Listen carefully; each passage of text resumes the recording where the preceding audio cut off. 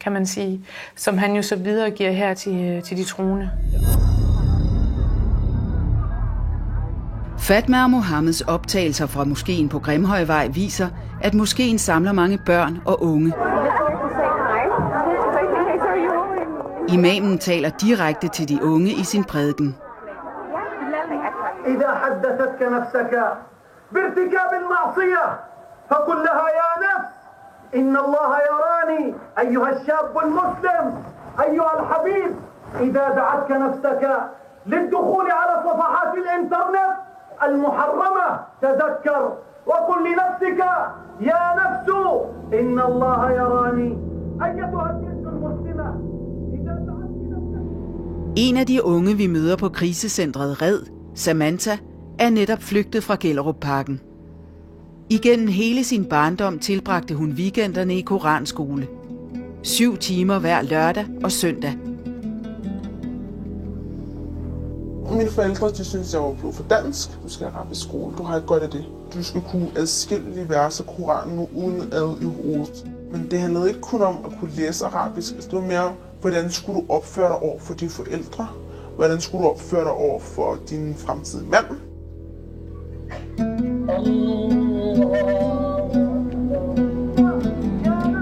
أيتها البنت المسلمة إذا دعتك نفسك لارتكاب الحرام فقولي يا نفس إن الله يراني للذهاب إلى الديسكوهات وإلى والكازينوهات وشرب الخمر وتعاطي المخدرات فقل لها يا نفس إن الله يراني أيها الشاب المسلم أيها الحبيب. Samantha er 18 år og flygtede fra sin familie for et halvt år siden. Hun fortæller, at hendes forældre ville tvinge hende til at blive gift med en mand, hun ikke kender. Jeg brugte bare helt sammen, fordi jeg tænkte, nu slutter min fremtid. Det ender med at blive gift, og i slutningen af 10. klasse bliver jeg også sikkert gravid så.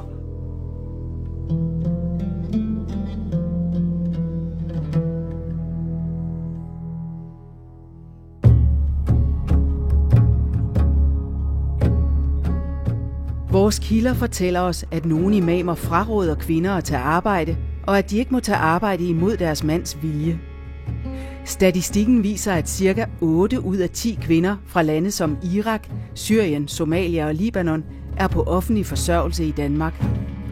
Og da over halvdelen af beboerne i Gellerupparken kommer fra netop disse lande, vil det være interessant at vide, hvilke råd imamerne giver til kvinder, der gerne vil arbejde. Fatma og Mohammed vil derfor undersøge, hvad der bliver sagt i Grimhøjmoskeen om kvinders mulighed for at tage arbejde. I dag har moskeen besøg af en gæsteimam fra København, som ifølge Fatma kalder sig Abu Ajumen. Efter bønnen kan menigheden stille spørgsmål. Fatmas kamera optager lyden. Hvis kvinderne vil stille et spørgsmål, skriver de en lille seddel. De sender børnene ind med sedlen til imamen i det store bederum. Der må kvinderne ikke komme. Det giver os mulighed for at undersøge holdningen til, at kvinder deltager på det danske arbejdsmarked. Fatma spørger, om hun må tage et arbejde, hvor der er mænd til stede.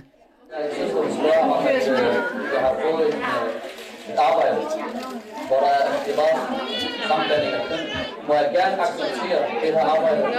Vi siger, at det her er ikke tilladt. Det her er ikke tilladt fra 2 punkter. Det første punkt, det er ikke tilladt for en kvinde, der tror på Allah og komme til, at hun er sammen med en mand alene, undtagen uden sin mahram. På den anden side generelt set, det er ikke tilladt at have sammenblanding med køn. هل يجوز لي قبول الوظيفة من غير رضا زوجي؟ الجواب لا يجوز. قطعا لا يجوز. وخلوة إلا أن المرأة مأمورة بطاعة زوجها أن النبي صلى الله عليه وسلم أخبرك بأن زوجك هو جنتك ونارك فالزميه وأطيعيه. Imamens budskab er altså klart.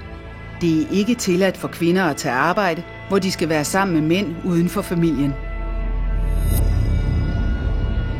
Og det er ifølge Tina Magaard en væsentlig del af forklaringen på det høje antal indvandrerkvinder på overførselsindkomst.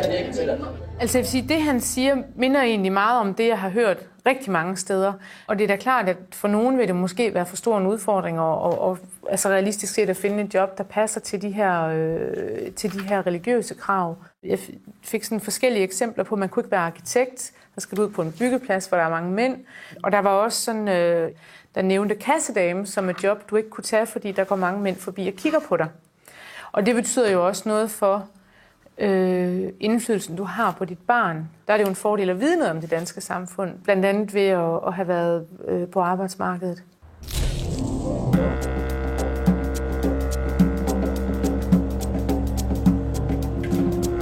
Samantha er en af de unge kvinder, der blev udelukket fra at vælge den uddannelse, hun drømte om, fordi hendes familie sagde, at hun skulle overholde reglerne om adskillelse mellem kønnene. Jeg havde altid ønsket mig at være fysioterapeut, men det var min familie, altså bare, de sagde nej. Altså det var helt imod det, fordi så skulle jeg også arbejde med mænd. Ifølge min familie, så var det sådan, at man kunne både være integreret og en god muslim. Det ville være umuligt.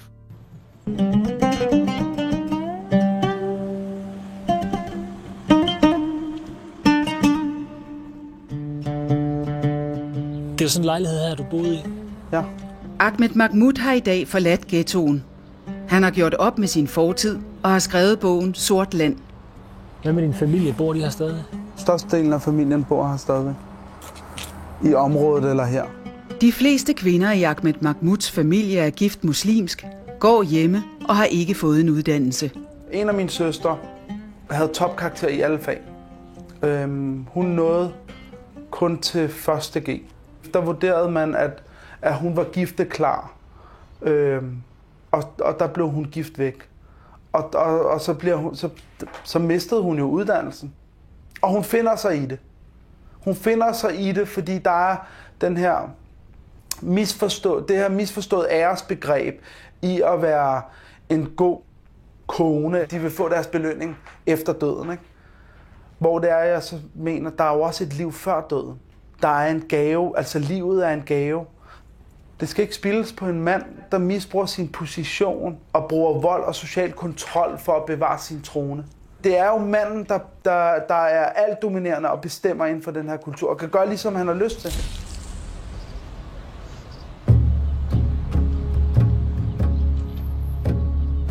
Ahmed Akkari siger, at imamerne rådgiver efter sharia-loven og ikke efter dansk lov. Loven ud i samfundet gælder ikke rigtigt, fordi muslimernes lov håndhæves, og den står højere end samfundets lov. Det vil sige, at man har ikke nødvendigvis respekt for politiet, fordi politiet er magtens håndlanger derude. Dansk byretsdommer har ikke mere at sige end en imam.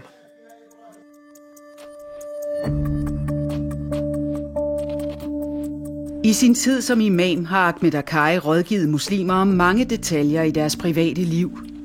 Formaningerne bliver fulgt i miljøet, siger Akkari. En imams rolle i hverdagen bliver meget central, fordi at muslimer har islam meget tæt ind på livet. Der er mange muslimer, der ikke går op i religiøs praksis, men alligevel er de berørt af det, at de skal være gode muslimer. Allahu Akbar! Allahu Akbar!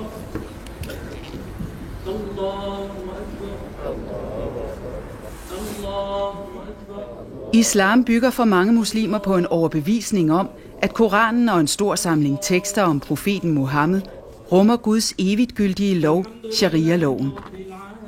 Hvis man skal sikre sig en plads i paradis, skal man overholde sharia-loven. Ellers risikerer man at komme i helvede. Og når de først skal være gode muslimer, så må de henvende sig til dem, der kan fortælle dem, hvordan det er at være gode muslimer. Så må du drage de rigtige autoriteter ind i billedet, og det er så imamerne.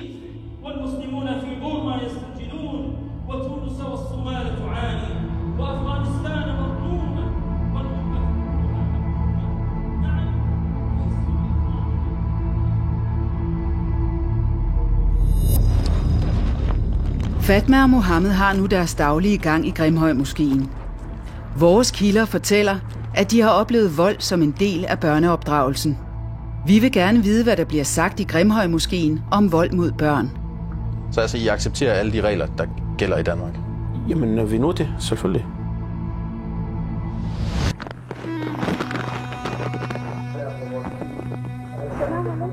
Fatma begynder at få kontakter og er blevet et kendt ansigt i moskeen. Hun observerer, at muslimer i høj grad søger råd om dagligdags problemer hos imamerne. Det sker også efter denne bøn, hvor gæsteimamen Abu Ajmen forklarer, hvor vigtigt det er, at forældre lærer deres børn at bede og lave salat.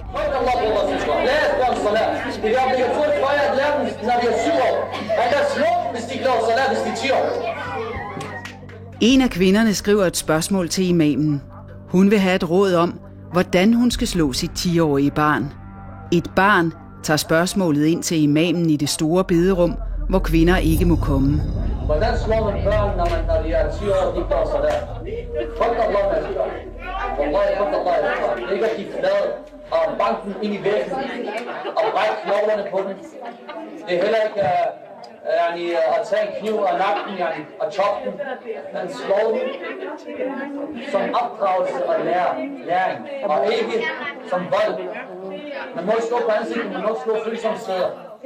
På den anden side, når man slår, skal man simpelthen slå lidt på skulderen, men slå på en måde, hvor barnet kan føle, at det han har gjort er forkert. Det er det, der er meningen med det. Når man bliver slået sådan på en opdragende måde, og man er lille, så vil man godt over. Jeg har fået den der slag, og det er bare en dagsløsning. Og det er der vigtigt med det. Imamen rådgiver altså menigheden om, hvordan muslimer skal slå deres børn i opdragelsen.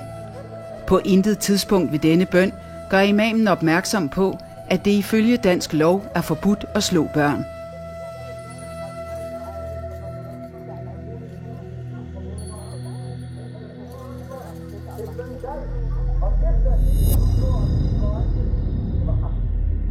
I 2011 besøgte Tina Magaard en række af landets moskéer. Det er ikke første gang, hun hører en imam indskærpe, at børn skal straffes, hvis de ikke vil bede. Det er noget, jeg har mødt flere gange, og det har jeg jo fordi, altså moskéerne har jeg mødt det, og det har jeg jo fordi, at der er den hadith, der siger det her. Og hvis man mener, at man skal leve sit liv i overensstemmelse med, hvad der står i Koranen og hadith, jamen så er det jo det, man lægger frem, kan man sige. Men det er så ikke i overensstemmelse med dansk lovgivning. Det er obligatorisk for jer at lære dem, når de er 7 år. Man kan slå dem, hvis de klarer, så lærer hvis de er 10 år. Nu hører alle de her mennesker til fredagsbønnen jo, hvordan man skal slå sit barn, hvilket jo indebærer selvfølgelig også, at det er legitimt at slå sit barn. Samtidig, man kan jo sige, at børnene er jo med her.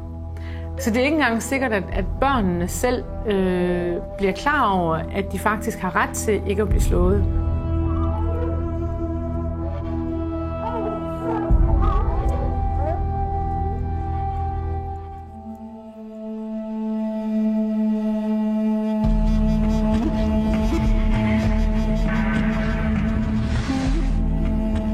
Ahmed Mahmoud har på egen krop mærket konsekvenserne af det, der blev sagt i moskeen. Alle holder øje med en, og alle, der er en del af den her kultur, melder sig tilbage. Hvordan slår man ned på, når man træder ved siden af? Det er med vold. Der er kontant afstraffelse. Det er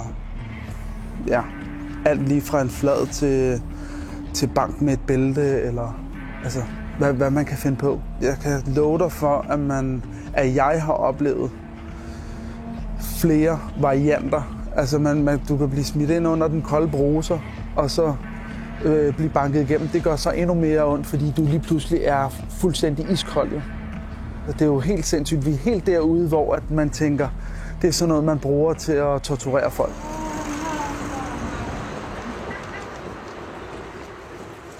Ahmed Mahmoud mener, at integrationen først kan lykkes, hvis muslimer selv tager opgøret med imamerne. Jeg har jo et jerngreb i forhold til den her kultur. Det handler om at lade tingene blive ved med at være, som de er. Og de er glade for det her parallelsamfund. De er glade for, at der er den her kultur. Fordi så kan de styre det, som de har lyst til. De er bange for, at hvis man integrerer sig, så bliver de overflødige. Og de mister deres herredømme, hvis man skal sige det på den måde.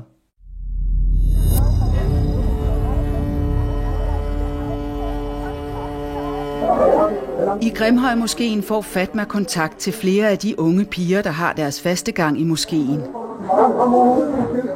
En af dem fortæller Fatma i dyb fortrolighed, at det er svært at overholde reglerne fra imamerne. At det er svært at leve som ung muslim i Danmark. You're being almost like brainwashed. Okay. Yeah. Everyone is brainwashed into thinking that the religion they're born into, this is the way.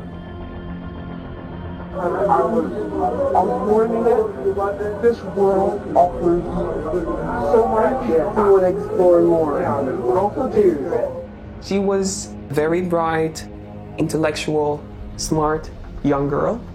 She can't generally discuss things she don't like about Islam. It's extremely dangerous to speak about these things. You lose your family, your friends, and fearing for her life. Okay, I'll say bye.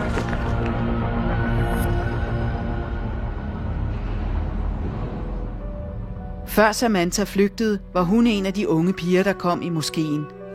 Hun var også tiltrukket af sine danske veninders liv. Det er en meget dobbeltliv, man lever. Altså, jeg levede rigtig meget dobbeltliv, vil jeg selv sige med, at skolen ikke skulle vide, at der foregik nogle ting derhjemme, som ikke burde foregå. Og omvendt, at min familie ikke skulle vide, at der foregik nogle ting på skolen, som der ikke skulle foregå. Så man skal huske alt det, man siger, alle sine løgne. Og det er bare irriterende, når man er nødt til at lyve, fordi man ikke kan sige det, som det er. Jeg kan ikke komme med til din fødselsdag, fordi jeg får bank derhjemme. De tjekkede min telefon hver dag. Hvis jeg for eksempel overset en app, jeg ikke måtte have, så kunne jeg godt finde på at få bank af min familie.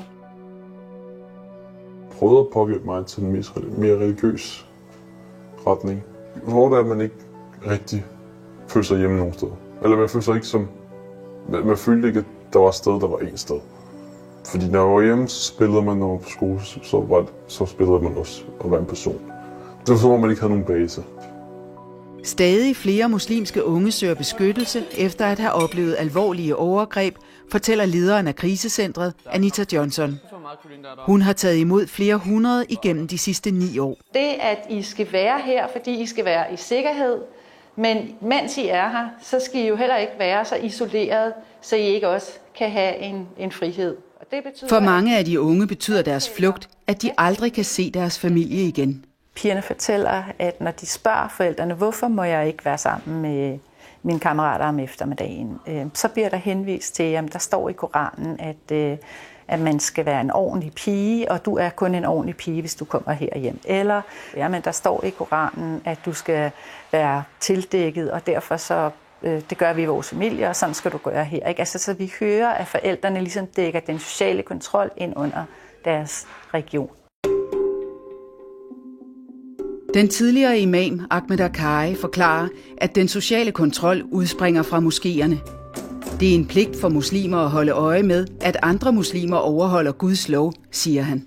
Derfor har man ret til at iretsætte de her mennesker som nogen, der fejler. Social kontrol er, at man holder øje med, hvordan folk opfører sig, at man kan sætte dem på plads, hvis de falder uden for sharia-normen, at nogen, der er oprørske mod den gængse norm i de her muslimske kredse, de kan blive udstøtte eller blive kaldt for falske eller forfaldne eller vantro.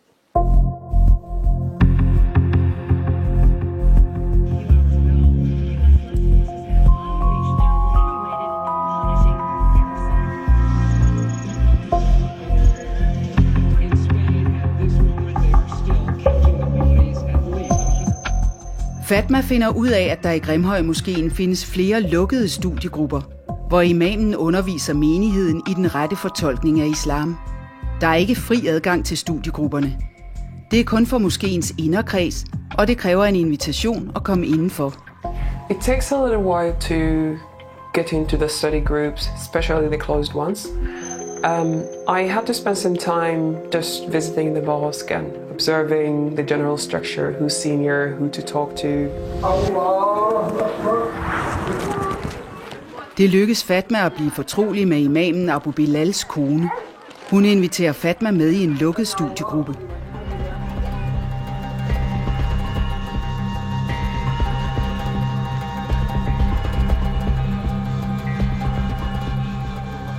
Ifølge vores kilder styres den sociale kontrol i høj grad via studiegrupper.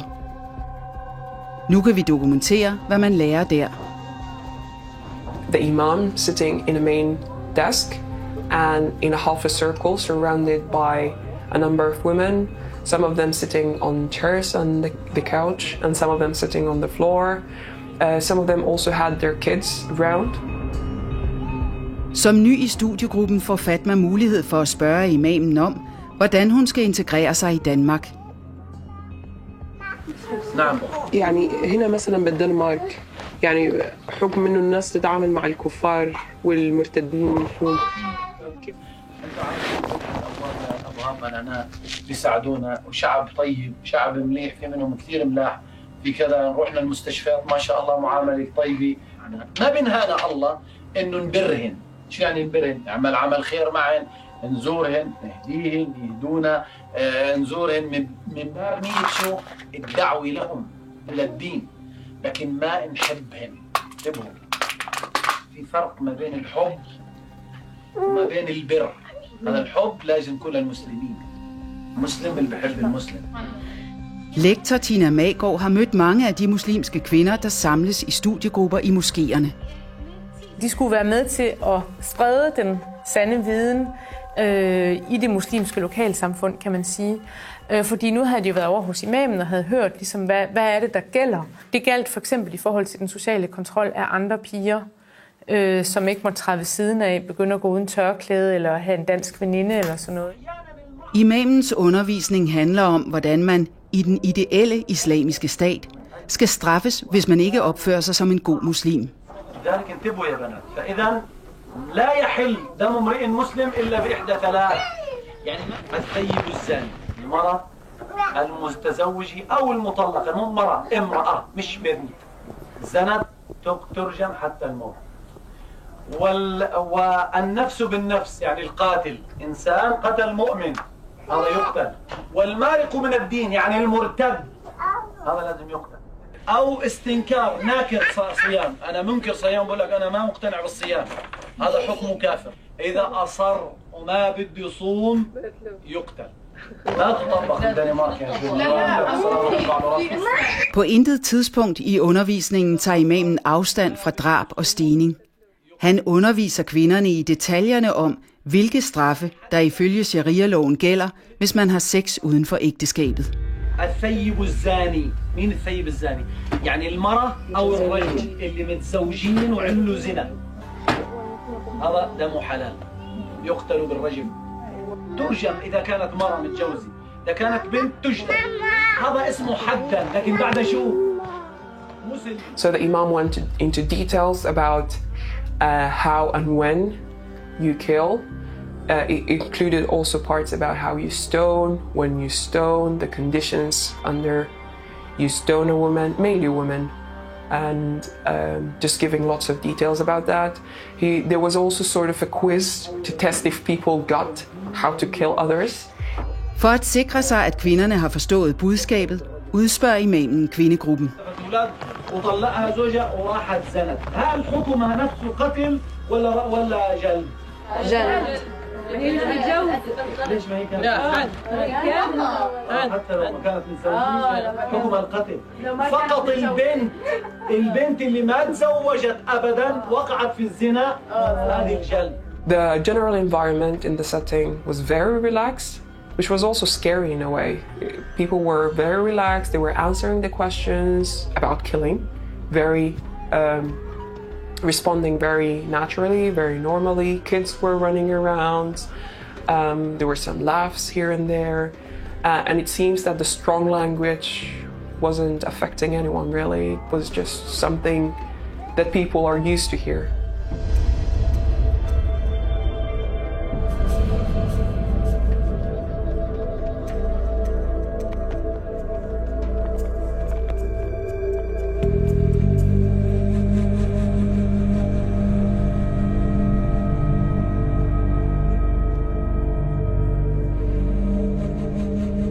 Og altså, jeg forventer jo ikke, at der er nogen, der går ud og stener nogen i morgen.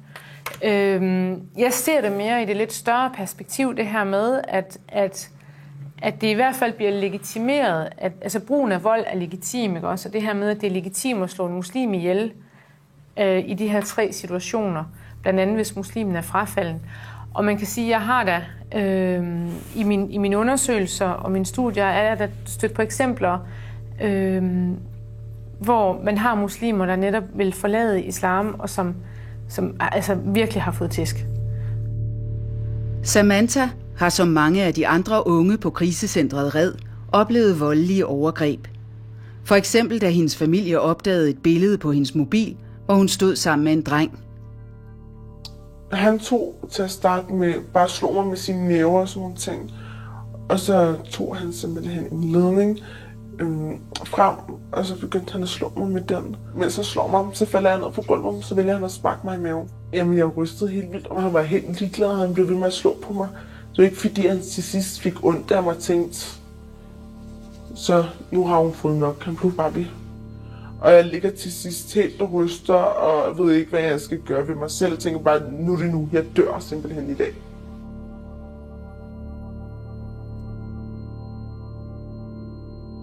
Da Marcos far opdagede, at Marco var homoseksuel, var faren tæt på at slå sin søn ihjel.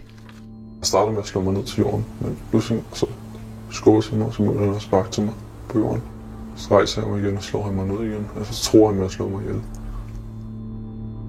Og så løber han ind efter en kniv i køkkenet.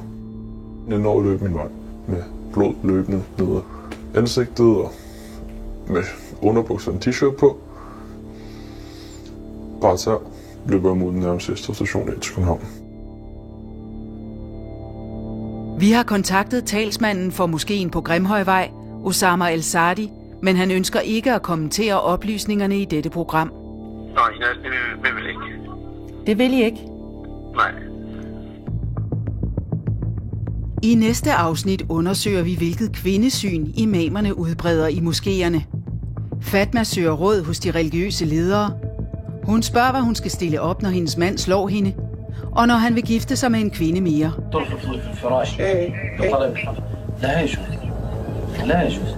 Fatma får adgang til en somalisk moské og koranskole.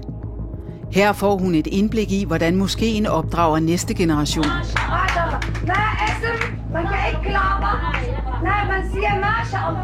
It's very strict. It's very, very strict. They're not allowed to do anything non-Islamic, which include clapping, listening to music. Og næste del viser vi torsdag